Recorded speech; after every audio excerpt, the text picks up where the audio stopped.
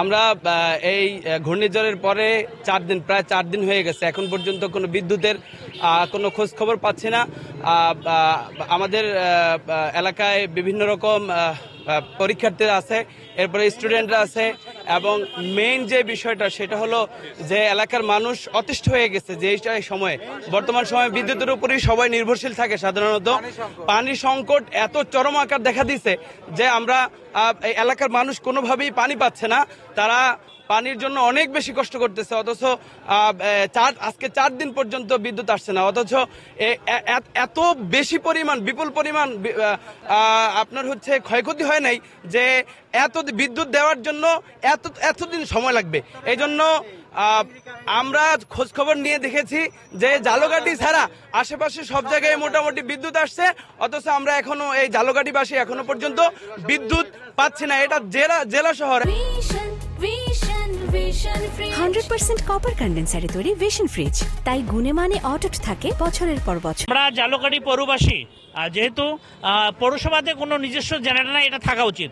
যেহেতু আমরা আজকে দীর্ঘ 4 দিন পর্যন্ত আমরা পানিতে ভোগ করতেছি, তাই যাতে অতি সত্বর আমাদের এই পৌরসভার পানি কলগুলো সচেতন করে আমাদেরকে যাতে পানিটা অতি দ্রুত সরবরাহ করা হয়, বিশেষ করে হসপিটাল এবং আমাদের খাবার পানি, আমাদের এই যে বাসস্থানের যে পানি, আমরা খুবই পানি নিয়ে কষ্ট আছি। আর জেনারেটর তো অবশ্যই দরকার। কেন পৌরসভা জেনারেটর কিনছে না? আমরা যেহেতু বিদ্যুৎ, আমরা এখন আপনি জানেন যে নতুন নিয়ম হয়েছে যে মাসে 30 টাকা হলে বিদ্যুৎ দিয়ে দিতে হয়, অতএব সেখানে এই তো মতো জেনারেটর পৌরসভা কিন্তু ট্যাক্স বাকি থাকে না। মাননীয় মেয়র সাহেব কেন এগুলো কিনতেছে না? আমরা জাতীয় আমাদের শ্রদ্ধেয় নেতা জনাব আলহাজ আমুর হোসেন সাহেবের কাছে আমাদের এইটুকু দাবি, উনি এটা খুব দ্রুত এটা পৌরসভা এইগুলা সমাধান করবে, তারা নিজস্ব একটা জেনারেটর কিনে আমাদের এই পৌরবাসীকে এখান থেকে আমাদেরকে মুক্তি দেব। আজকে পাশের রাজাপুর উপজেলা সেখানে বিদ্যুৎ পেয়েছে, আমাদের পাশের একটা ইউনিয়ন প্রতাপ সেখানে তারা বিদ্যুৎ পেয়েছে, হোয়াইট তারা বিনাইকাঠি বিদ্যুৎ পেয়েছে, আমরা কেন বিদ্যুৎ পাবো না?